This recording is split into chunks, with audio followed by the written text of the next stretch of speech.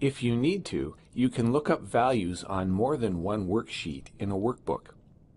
As an example, we downloaded some website data from a database, and the first sheet has page numbers for the site pages and the hits on each page.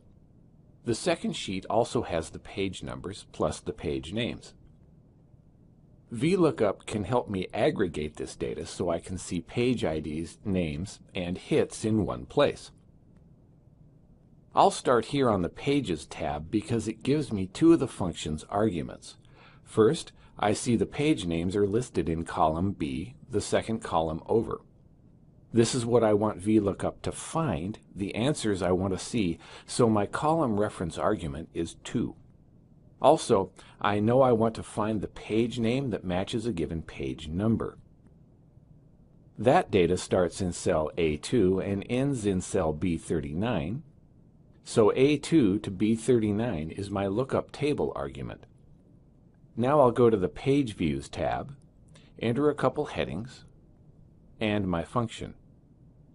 Equal sign, VLOOKUP, open parentheses, and F2 is my lookup value because that's where I'll enter the page IDs.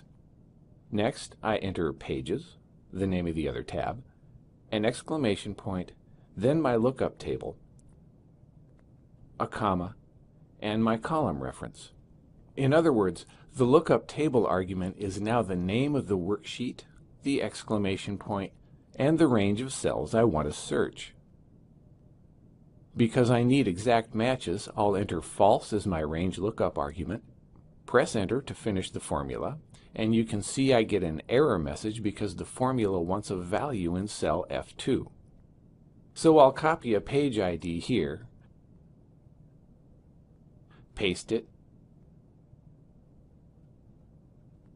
and now I know how many hits National Page News 2 received. And to do this again, press Escape to clear the marquee, copy another page number,